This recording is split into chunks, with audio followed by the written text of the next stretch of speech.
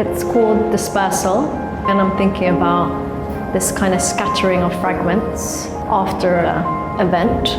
And it doesn't have to be a trauma necessarily, but just as a way to as a beginning point to start over again. So all the works are kind of from collected fragments. Yeah, and I always think about dispersal as like a really emotionally loaded word, like a feeling that I feel like if I'm anxious, like the sense that my body is dispersing.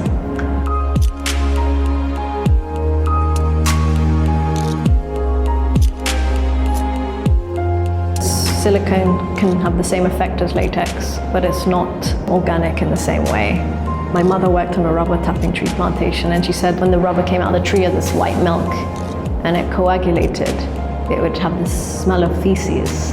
And I'd see them, they kind of look like little tops of big mushrooms when you collect them, and they're all irregular. Chemical processes, they become more homogenized, but they always retain this ability to kind of hold together and to give body and integrity to something. Like, you can suspend things in them and they're quite robust, but at the same time, because it's a natural substance, it's always in a state of death or rot or decay. So I like the contradiction between holding together and giving body and also being in a condition of dying.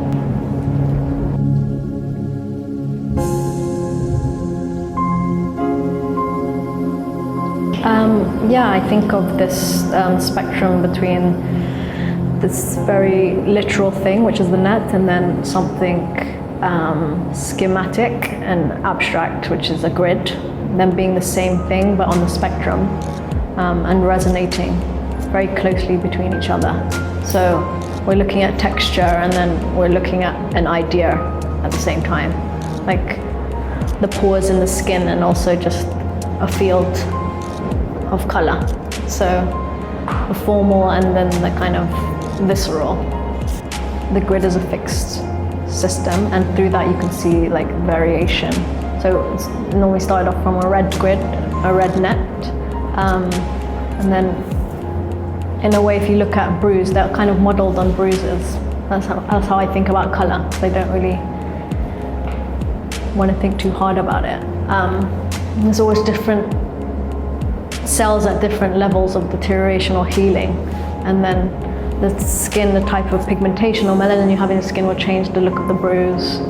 And so I'm thinking, like, how can I have a fixed system to see or experiment with change and transition? So originally started with my dad's calligraphy practice, where he is working on tabloid newspapers, and he wasn't thinking of what meaning he's creating. He just had a system for himself, which is like whatever's to hand and a specific nib or ink. So that's what I kind of set up, so I can see the changes over time.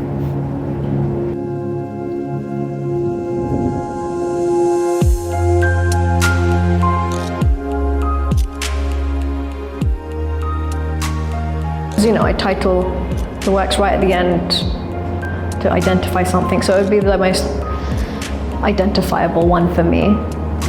Occupations, for example, like, it'll have a very specific meaning for me, with my father coming from Gaza, but at the same time it's taken from a royalty-free illustration book. So I like that it can have so much charge and lose its charge through the context of pop.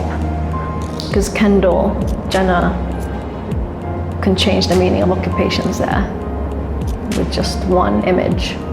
So I like its ability to kind of flip and do this resonating kind of move, or just like by elevating something into the vertical as opposed to a horizontal, which would be an archival table. You just get a different register of reading. And sometimes I would want the newspaper to come forward. It really depends on the intensity of how much I want the reading to go. Because sometimes you get people reading the newspaper more, which I like, and then you just go in between the different registers of reading. Painting, you start reading the painting differently. So it's about a play and a negotiation between those layers. And it's all very intuitive, but it's kind of like making a painting in space again.